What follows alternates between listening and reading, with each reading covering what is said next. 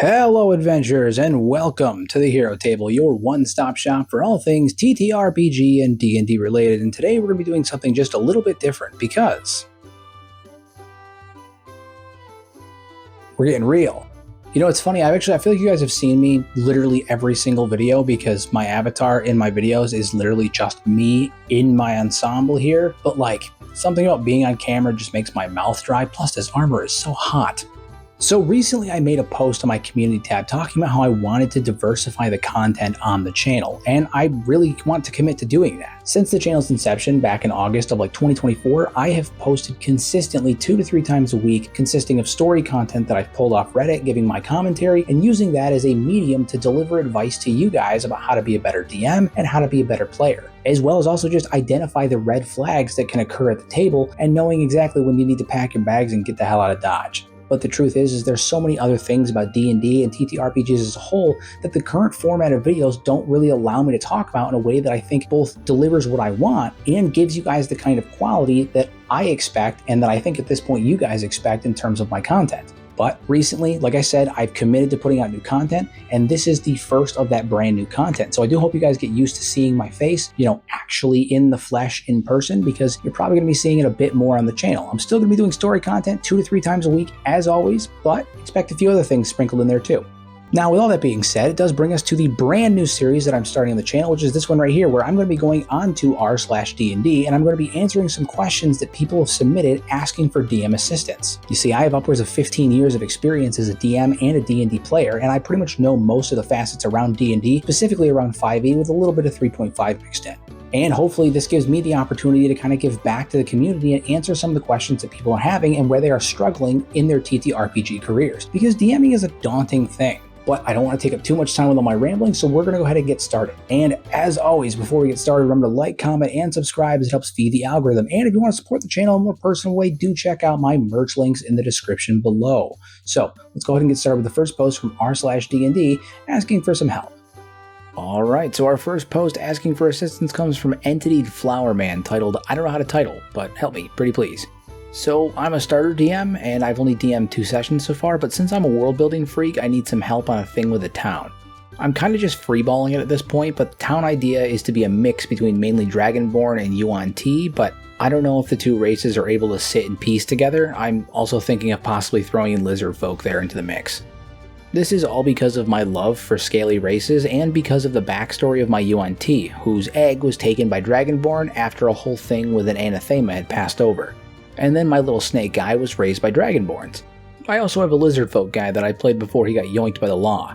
I know the whole mixing the races into one town is a thing I can totally do because this is D&D, but I want to hear feedback as a guider. So to answer your question as to how to make this particular scenario work, the truth is that it really depends on how close to the source material you really want to stick everything, right? Because realistically, if you're set in the Forgotten Realms, the Yuan-Ti are going to be a hard no, right? The Yuan-Ti don't get along with pretty much anybody. But the truth is one of the majesties of D&D is that you can do literally whatever you want, which I know you said that in the post, but the truth is you can do whatever you want. If you want just a guider to make it work, you can have a city that can act as almost like a refugee to all of these reptilian, anthropomorphic creatures such as Dragonborn, such as the Yuan-Ti, such as, the lizard folk. And you just have all of them conglomerated into one city, being that a like-minded background. And that's a possibility. You could always do something like that. Or alternatively, you could make up an entirely new system of why they're together. There could be some war in the distant past that caused them all to, form some greater alliance of reptilian-like creatures that are all, banded together. There are a lot of ways that you can justify all of them being together. And what it really comes down to is how close to the source material do you want to stick? If you want it to be a little bit closer to the standard Forgotten Realms, you're going to have to really start to bend things around with why the Yuan-Ti are there specifically, right? Lizard folk and Dragonborn, you can probably make a pretty easy justification for it. But the Yuan-Ti and the Dragonborn and the Yuan-Ti and the lizard folk, to be honest with you, you're going to have to do a little bit more bending. But the reality is, if you're just looking for advice on how to make this work together, you don't need to make it fit in the source material. You just need to find a reason that they're together. Or honestly, you don't even need to come up with a legitimate reason. More often than not, I know that my players don't really pay that much attention to these smaller details like that, as they're usually preoccupied with whatever quest they're on, whatever MacGuffin they're hunting down, or whatever, inane nonsense they've gotten into that has brought them into that city in the first place. So maybe everything doesn't line up 100% the way that you want it to. Maybe the world building isn't totally fleshed out in that particular city, and that's okay. Come up with a general reason of why they're there. That way, if they ask, you have it, and if they don't ask, well, I doubt they'll ask, to be honest with you. Remember, it's always good to be prepared for these kinds of things in the event they do come up, but more often than not, the details, especially the fine details in world building, they're more important to you than they are to the players. And I know that's sometimes hard to hear as a DM because we put so much work into building our worlds, but the truth is that a lot of times the work that we put in kind of goes unnoticed, right? They're not going to care too much about why all of these reptile creatures are working together in one big city. They're not going to worry about the nuances of it. They're just going to be more interested in the city itself. I would come up with a reason, make it a very basic one that explains why they're there, and kind of leave it at that and let things just run with it. I really doubt they're going to ask, but if they do ask, at least then you have a basic answer. And on to our second post. This one comes from user JobSmooth, titled Fellow DMs and Players Alike. Help, I'm out of ideas. So I am trying to plan a dungeon for my party and I am lost. The big bad is basically a cult leader, but with interdimensional power / influence, so what kind of rooms, puzzles, and monsters should I do in their main castle? I am out of good ideas that aren't overused or too easy. Anyone have any suggestions? Edit, a little more context about the cult. They are big on transformation stuff. They kidnap elves, specifically elves because of the lore from the woods and such, and turn them into mindless battle bodies to fight the war the cult started in hell, don't ask. Those who are transformed are also hypnotized, kind of, and cannot go against their orders, and they no longer have free will basically, only so that the players don't somehow end up with a big powerful monster on their side. Oh yes, puzzles and traps. If I had to pick two things that I'm literally the worst at when it comes to world building, it would be creating decent shops and puzzles and traps. I can only make my players do the YMCA so many times before it stops being funny. And that's why I have two different approaches that I take to dealing with those problems. One of which is the one that you're doing now, which is going online, looking at Reddit, looking at wiki articles, Googling things, finding things that other people have done and utilizing those in my game. That's a great start. The other one is random charts. This is the Game Master's book of traps, puzzles, and dungeons, and it is one of my favorite resources to use when I'm stuck during a campaign. This is one of a series of books that are basically comprised of random charts and tables, as well as just various ideas that you can pick and pull through in areas where you're lacking or in times when things kind of go off the rails. In fact, I'm using this right now as a supplement for my Curse of Strahd campaign because we kind of flew off the rails in Argynvoshul and I need to correct the course of the plot. And utilizing those random charts have been absolutely imperative at several points during many of my campaigns. And that leads into a larger thing that I wanted to talk about, which is utilizing random charts. And you see, the reason why I like random charts so much is because it does two things. One, obviously it takes away some of the work that I have to do as the DM. And if I can minimize the amount of work that I have to do, I'm going to do it. I already have to do so much in preparation for my games. But also in utilizing random charts, I get to be excited about what they're going to do because even I don't know what's going to happen next. I love the chaotic nature of using a random chart for certain things, especially things like traps and puzzles and shops and encounters. Random charts in my mind are one of the best resources that you can use in D&D because it spices things up not just for your players, but also for you.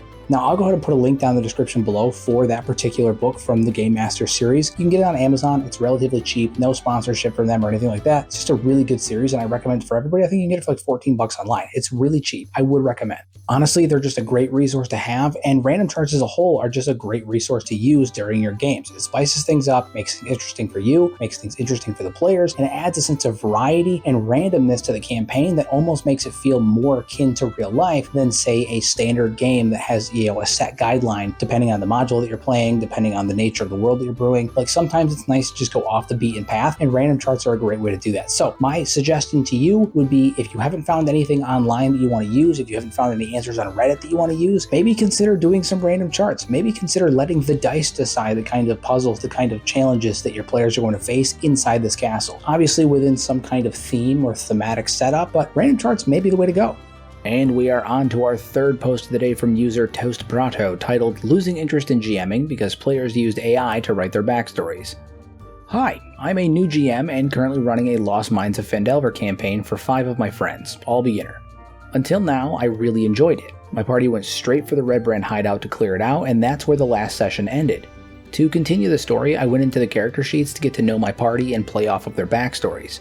Going through them, I figured that 2 of them just sent me texts that were one-to-one copies from an online text AI with prompts clearly visible, before I just went over it quickly. After seeing that, I lost all enjoyment out of preparing the next sessions and continuing the campaign. Is it too much to ask for something personal? I said to them that I only wanted like half a page about their characters. I need help to deal with it. Did you had something similar? How should I deal with it? I clearly want to talk with them, but I fear they might flip out or say that I'm being strict or something.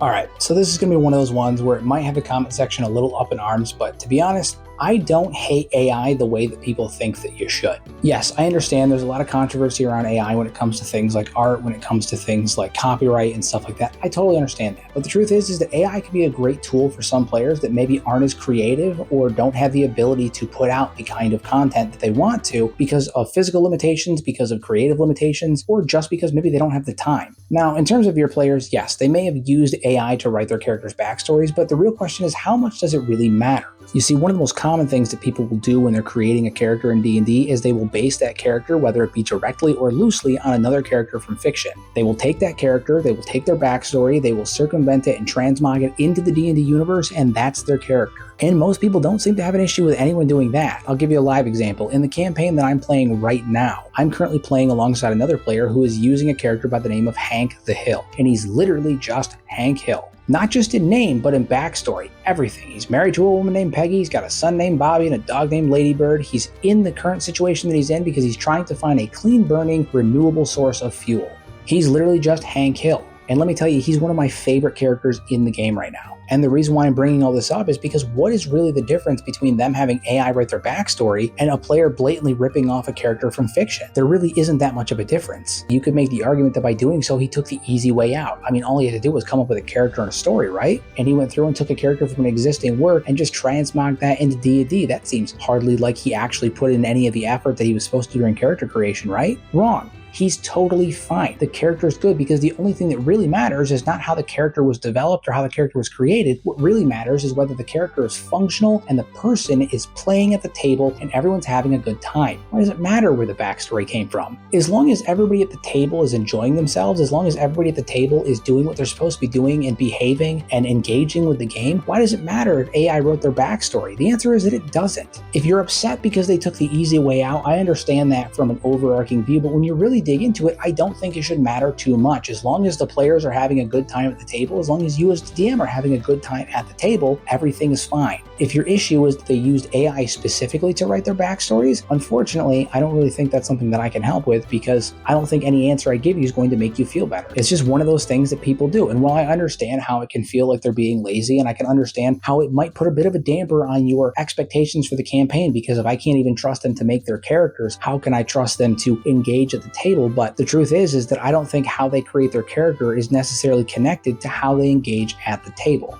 I know for me, I value roleplay as a whole and the combat and the way that the world feels during the gameplay far more than I value backstories. Don't get me wrong, backstories are important. They connect you to the world that you're in, and I want all my players to feel connected to the world that they're in. But if their backstory is not some grand magnum opus, it's fine. And even though you only asked them for half a page and they gave you something that was clearly written by an AI, none of that's going to matter when you're at the table playing the game, getting involved with the roleplay, and actually engaging with the world. The backstory becomes just that, a backstory. And while it may not be interesting, while it may have issues, while it may even have grammatical errors because the AI wrote it, none of that has any bearing on whether or not the game's going to be fun. So you should ask yourself, are you really upset that they didn't write their backstories and that they were lazy and took the easy way out? Or are you upset that AI wrote it? I don't know, food for thought. I know that a lot of people really dislike AI and everyone is entitled to their opinion. I'm just not really one of those people. And if my players want to use AI to write their backstories, more freedom to them. As long as they're engaging at the table, as long as they're fun, as long as they're enjoying themselves, as long as I'm enjoying myself and everyone's respectful, I honestly couldn't care less where your backstory came from. And finally, our last post of the day from user Whalepire, titled Player Management for Players with Poor Social Cues. I am running a D&D session for a group of people that are very enthusiastic about it. This is their first time playing D&D and they are really into their characters. But there is one person who is maybe overly excited about what they're doing, talking about how cool what they're doing is and bogging down a lot of our playtime. In one example, the party's working together on something, combat, roleplay, etc. Player then talks over everyone about how cool the previous thing their whole party did and gives a slight narrative from his perspective. Guys, I think it's cool how we combined X ability with X thing, and your character and my character are doing that cool thing. It's nice once or twice, but when a third of your time is being absorbed by someone doing this, DMing is no longer fun. A second example, interjecting. When describing his character during the initial introduction, he gave a decent character description. Then we moved on and finished all the other players' intros and started playing, but he interrupted everyone else at the table to tell us more about his character for a few minutes despite me saying it's time for us to move on, or that it was someone else's turn. It's gotten to the point where I am running the game and he is talking at the same time. I have given him warnings that we need to move on and to not talk over me, but I really don't want to kick him out of my group if I don't have to, since he's very excited to be playing. TLDR, one of the players hogs a lot of the game time, speaking over me, repeatedly narrating what they just did. He will re-explain what I said happened sometimes, and talking during others' turns. I suspect he has poor social skills, but he's too excited to be playing D&D for me, and I kind of want to kick him out. So this one's tough, and it's not because he's doing anything wrong, it's just because he's very excited to play, and who can blame him? This man is about to go on an adventure. Who is not excited about going to sit at the D&D table for a fresh campaign? I'm always absolutely stoked for that first session. Unfortunately, that excitement is causing a bit of a headache for the DM and seemingly the other players because he can't stop interrupting. He can't stop getting overly excited, and unfortunately, some of that excitement is bleeding over into the table. So how do you deal with it? Well, you have a conversation with him. I have long since said in many of my videos that the most important thing that you can do as a DM is communicate with your players. You don't have to kick him. You don't have to do any of those things. You just need to sit down and talk with him and let him know that, hey, listen, I know you're excited. I know that you are really stoked to jump in and you're really excited about the way things are going and you're really stoked about your character, and I'm very happy about that. But there are other people at the table. We got to make sure everyone gets their time in the spotlight. It is equally as important that they have things to say as you have things to say. Now, don't get me wrong, this conversation is going to be difficult, and he may very well get just a tad upset about it because no one wants to be told, hey, I need you to stop talking just a little bit. But there's a way to go about this conversation where you are communicating how you are feeling about things without necessarily implying that he's doing something wrong, because he's not. He's just excited. And again, how can you blame him? I think just honesty is the best way to go about this, and typically the best way to go about any of the problems that happen at the table. Now, the problem arises is that if you have that conversation with him and the behavior is still continuing, if you have to repeatedly tell him, at that point, unfortunately, now it's a different conversation. Even though he is gung-ho and excited to play the game, if he's disrupting the flow of the game to the point where things are not moving forward, where other players are getting frustrated and you have to repeatedly tell him, at that point, you may have to remove him from the table. But that's down the line. Right now, I think the best thing you can do is just have an open and honest line of communication with them. Because again, most problems at the table can be solved if we just talk about it. Too many of the stories that I read here on the channel are people who are getting in fights or getting in arguments or having these horror stories play out over the course of 2 or 3 or 4 or 5 sessions because they just won't sit down and talk about it. So I don't know if that's necessarily the most helpful thing that you want to hear, but I honestly think that it is the simplest and best answer for the problem. You just need to talk to him. Like I said, it's definitely a tough one, and you're going to have situations like this where nobody's necessarily doing anything wrong, but the flow of the game is being disrupted, and you need to have that conversation, or else other people are going to start having a bad time. Nip this in the bud quickly, nip it fast. Have the conversation with him, be open, be honest, and just talk to him.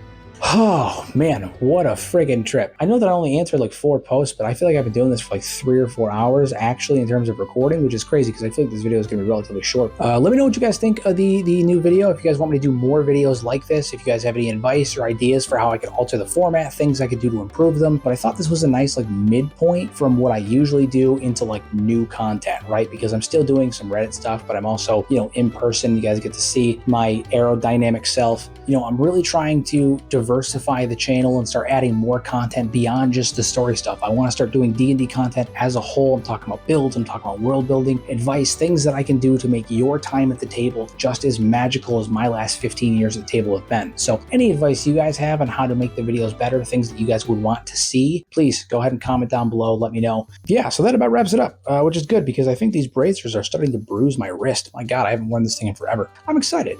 Yeah, 2025, it's going to be a good year for us.